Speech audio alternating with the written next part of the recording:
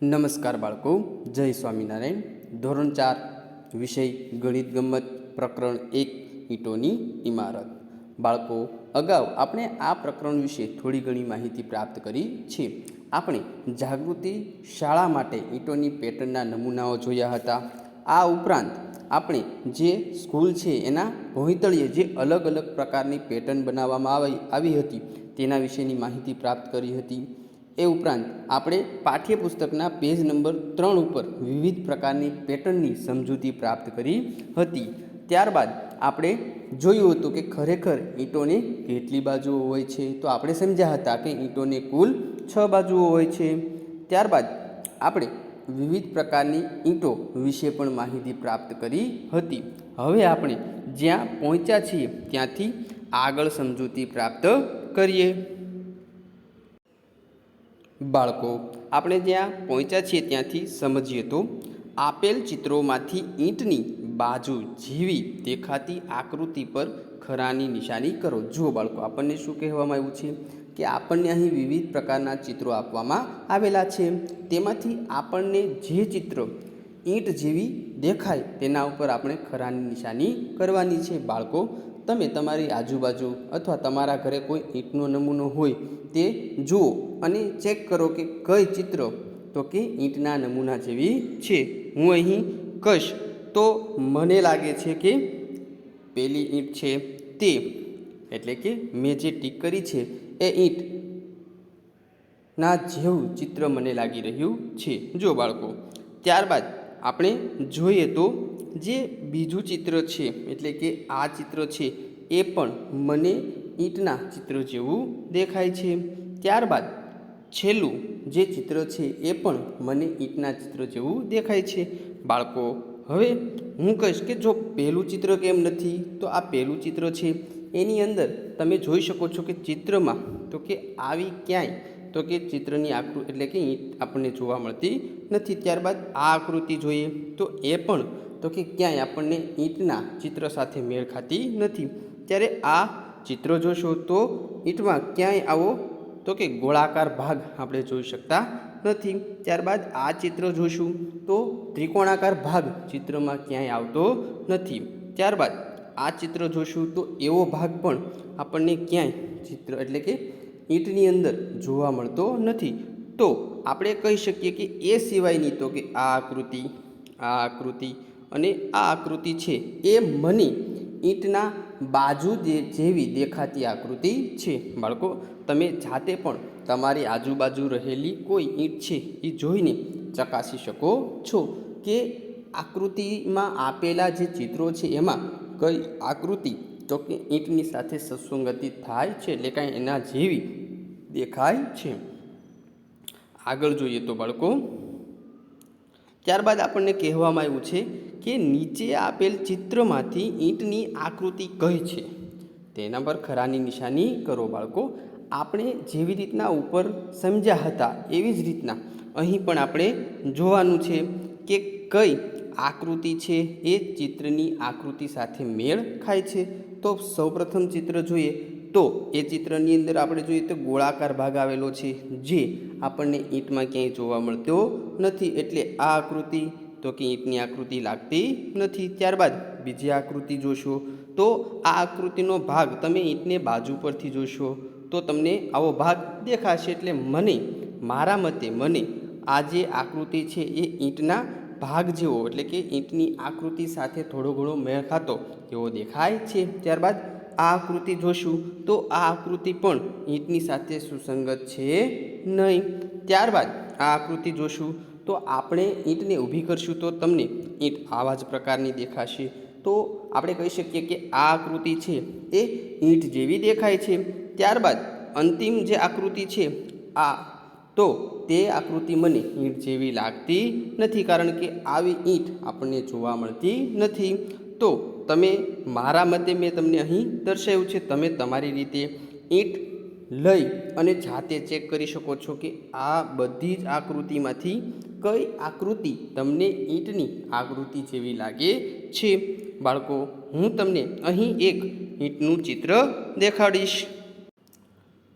બાળકો, અહીં મેં તમને સરસ મજાના એક ઈંટનું ચિત્ર દર્શાવ્યું છે અને પાઠ્યપુસ્તકમાં પણ તમે પેજ નંબર 4 ઉપર સૌથી ઉપર ઈંટનું ચિત્ર જોઈ શકો છો.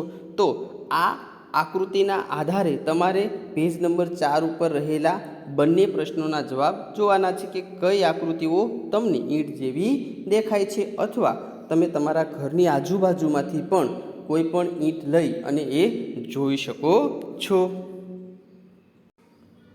બાળકો, ત્યારબાદ આગળ આપણને કહ્યું છે કે આપેલ બોક્સની 3 બાજુઓ દેખાય તેવી આકૃતિ દોરો. બાળકો, તમે અહીં એ બોક્સ જોઈ શકો છો જે અહીં આપણને આપવામાં આવ્યું છે.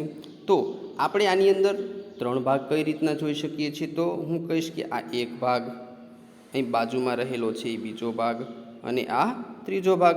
તો આ રીતે આપણે 3 ભાગ જોઈ શકીએ છીએ, પરંતુ તમારે આ બોક્સ આકારનું જ એક તો કે 3 બાજુ દેખાય એવી આકૃતિ તમારે તમારા ઘરે જ જાતે દોરવાની છે, જેના લીધે તમને પણ ખ્યાલ આવે કે ખરેખર કયો ભાગ ઉપરનો છે, નીચેનો છે કે બાજુનો છે. ત્યારબાદ આગળ આપણને કહેવામાં આવ્યું છે કે શું તમે ઈંટની 4 બાજુ દેખાય તેવું ચિત્ર બનાવી શકશો? બાળકો, તમે જાતે વિચાર કરો કે શું તમને કોઈ ઈંટ આપવામાં આવે તો એની 4 બાજુ દેખાય તેવું ચિત્ર તમે બનાવી શકશો? જુઓ બાળકો, આપણે અગાઉ પણ ઈંટના ચિત્ર જોયા છે, તો વિચારો તો શું જવાબ આવશે? બનાવી શકાય 4 બાજુ દેખાય એવું ચિત્ર? તો તમે કહેશો કે ના સર, એવું ચિત્ર આપણે બનાવી શકતા નથી. તો આપણે એનો જવાબ આપશું કે ના, ઈંટની 4 બાજુ દેખાય તેવું ચિત્ર બનાવી શકતો નથી અથવા બનાવી શકતી નથી. આગળ જોઈએ તો બાળકો,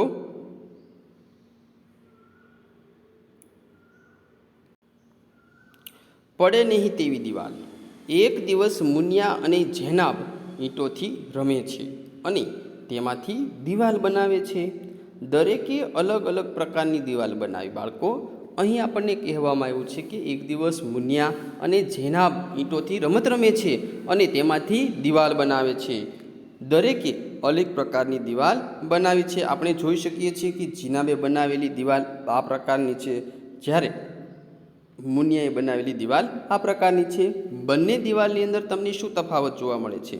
આપણે જોઈ શકીએ છીએ કે જેનાબે જે દિવાલ બનાવી છે એની અંદર સૌપ્રથમ નીચે 3 ઈંટ, ત્યારબાદ આપણે જોઈ શકીએ છીએ કે એના ઉપરની ઈંટ છે એ બંને સાંધાને તો કે ભેગો થાય તેની ઉપર દર્શાવવામાં આવે છે. તો કે આ જે ઈંટ છે એ આનો આધાર આપે છે, એટલા માટે નીચેની ઈંટ એ હલી ચલી કે ખસી શકતી નથી.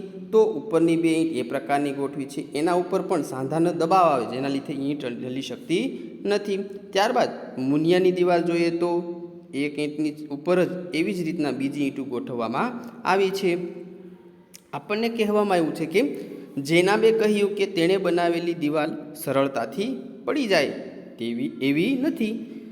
જે રીતે મુનિયાએ ઈંટો ગોઠવી છે તે રીતે કડિયાઓ પણ એકબીજા પર ઈંટો ગોઠવતા હોતા નથી. બાળકો, તમે પણ જોયું હશે કે કડિયાઓ છે એ હંમેશા જેનાબે જે ગોઠવી છે એ પ્રકારે જ ઈંટો ગોઠવે છે, જેના લીધે ઈંટો ખસી શકતી નથી અથવા પડી જતી નથી. બાળકો, તો કડિયા પણ એ જ રીતે જેનાબે ગોઠવેલી છે એ જ પ્રકારે ઈંટો ગોઠવે છે. મુનિયાએ ગોઠવી છે એ પ્રકારે ગોઠવતા નથી. જેનાબે ગોઠવેલી ઈંટો છે એ પ્રકારે જો ગોઠવવામાં આવે તો ચણતર છે એ મજબૂત બને છે અને આસાનીથી પડી શકતું નથી. ત્યારબાદ આપણને કહેવામાં આવ્યું છે કે તમે શું વિચારો છો, કઈ દિવાલ વધારે મજબૂત હશે? બાળકો, આપણે સમજ્યા છીએ કે જેનાબે જે બનાવેલી દિવાલ છે એ વધારે મજબૂત છે, કારણ કે તે એક ઈંટ ઉપર બીજી ઈંટ જે નીચેની ઈંટને આધાર આપે છે, જેના લીધે ઈંટ ખસી પણ શકતી નથી અને પડી શકતી પણ નથી. જેના લીધે આપણે કહી શકીએ કે જેનાબે બનાવેલી દિવાલ છે એ વધારે મજબૂત હશે, જ્યારે મુનિયાની જે દિવાલ છે એ આસાનીથી પડી શકે છે, કારણ કે એને બીજી કોઈ ઈંટનો આધાર પ્રાપ્ત થતો નથી. તમે તમારી રીતે પણ થોડું ઘણું વિચારી શકો છો. ત્યારબાદ કહ્યું છે કે બીજી દિવાલો જુઓ કે જ્યાં તમને ઈંટોની વિવિધ પેટર્ન જોવા મળે. બાળકો, તમે તમારી આજુબાજુ કોઈ જગ્યાએ ચણતર થતું હોય તો ત્યાં તમે વિવિધ પ્રકારની પેટર્ન જોઈ શકો છો. બાળકો, અહીં થોડી પેટર્ન આપણે જોઈએ.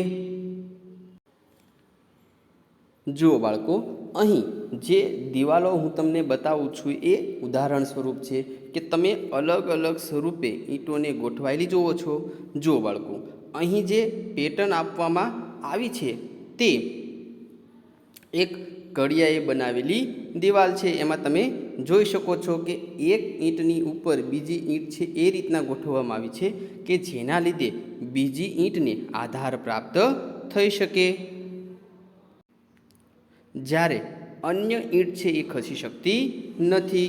ત્યારબાદ આપણે આગળ જોઈએ તો બીજી દિવાલ છે આ પણ કડિયા દ્વારા ચણાવેલી છે, તો તમે તેમાં પણ એ જોઈ શકો છો. ત્યારબાદ આગળની પેટર્ન જોઈએ તો આ પણ એક પ્રકારની દિવાલ ચણી શકાય એવી પેટર્ન છે. ત્યારબાદ આગળ જોઈ શકો છો.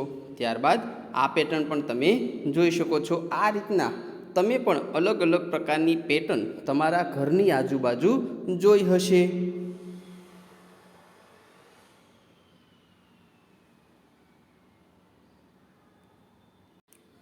બાળકો, આપણે અલગ અલગ પ્રકારની વિવિધ દિવાલો જોઈ અને એની અંદર વાપરવામાં આવેલી ઈંટોની વિવિધ પેટર્ન પણ જોઈએ. તમે પણ કોઈ અલગ પ્રકારની પેટર્ન જોઈ હોય અથવા તમારા ઘરની આજુબાજુ ચણાતી હોય તો એ પેટર્ન તમે જોઈ શકો છો.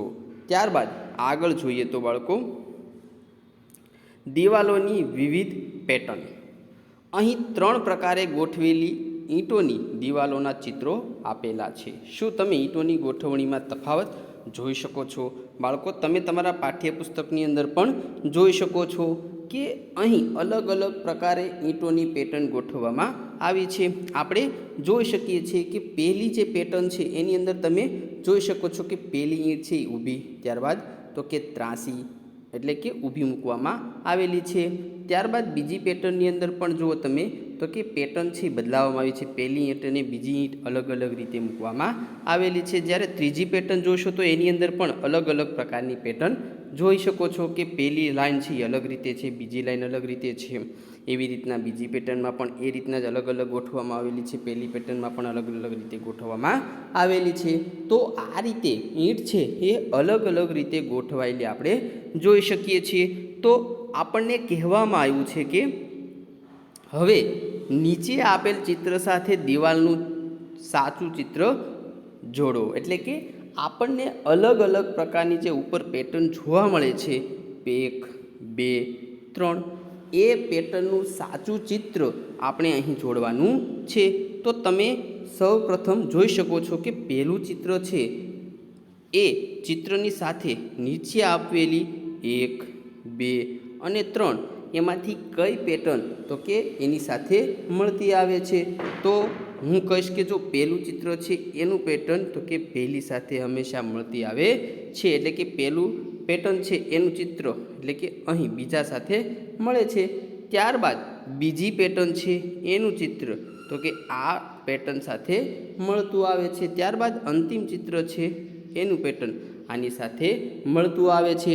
એટલે આપણે કહી શકીએ કે આ બધા જે ચિત્ર ઉપરને નીચેમાં આપવામાં આવેલું છે તેમાં પહેલું ચિત્રની સાથે આ પેટર્ન, બીજા ચિત્રની સાથે આ પેટર્ન અને ત્રીજા ચિત્રની સાથે આ પેટર્ન ભળતી આવે છે. એટલે કે આપણે જોડી શકીએ છીએ. તમે પણ તમારી રીતે ઘરે ચેક કરી શકો છો અને પાઠ્યપુસ્તકની અંદર તમે પણ આ જે જોડકા છે એ જોડવાના છે. પરીક્ષાની અંદર પણ પૂછાઈ શકે, ખાસ એટલે યાદ પણ રાખવાનું છે.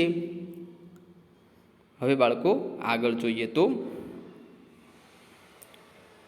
ઈંટોની જાળીમાંથી જુઓ. જે કડિયાઓએ જાગૃતિ સ્કૂલ બનાવી હતી તેમણે જ ઈંટોમાંથી જુદી જુદી જાળીઓની પેટર્ન દિવાલ પર બનાવી. જુઓ બાળકો, તો કે જાગૃતિ સ્કૂલના જે કડિયાઓ હતા કે જેને ભોંયતળિયા ઉપર વિવિધ પ્રકારની પેટર્નો બનાવી હતી તેમણે જ ઈંટોમાંથી જુદી જુદી જાળીઓની પેટર્ન પણ દિવાલ પર બનાવી છે. તમે એ ચિત્રમાં જોઈ શકો છો કે બધા કડિયાઓએ અલગ અલગ પ્રકારની તો કે જાળીની પેટર્ન બનાવેલી જોવા મળે છે. તમે ચિત્ર દ્વારા તે જોઈ શકો છો. બાળકો, ચિત્રની અંદર તમે અલગ અલગ પ્રકારની પેટર્નો જોઈ શકીએ છીએ. સૌ પ્રથમ આપણે જોઈએ તો અહીં તો કે અલગ પેટર્ન તમને જોવા મળશે. એવી ને એવી પેટર્ન આગળ વધારવામાં આવી છે. તો સૌ પ્રથમ આપણે કહી શકીએ કે આ પહેલી પેટર્ન છે. એવી જ પેટર્ન આપણે નીચે પણ જોવા મળે છે. આ બંને પેટર્ન સમાન છે, એક સમાન જ જોવા મળે છે. તમે ત્યારબાદ બીજી પેટર્ન જુઓ તો અહીં આપવામાં આવેલી જે પેટર્ન છે એ પણ તો કે અલગ પ્રકારની છે. એની પેટર્ન પણ તમે અલગ રીતે જોઈ શકો છો. તો હું કહીશ તો આ બીજા પ્રકારની પેટર્ન છે. ત્યારબાદ હું કહીશ કે તમને જે અહીં આપવામાં આવેલી છે તે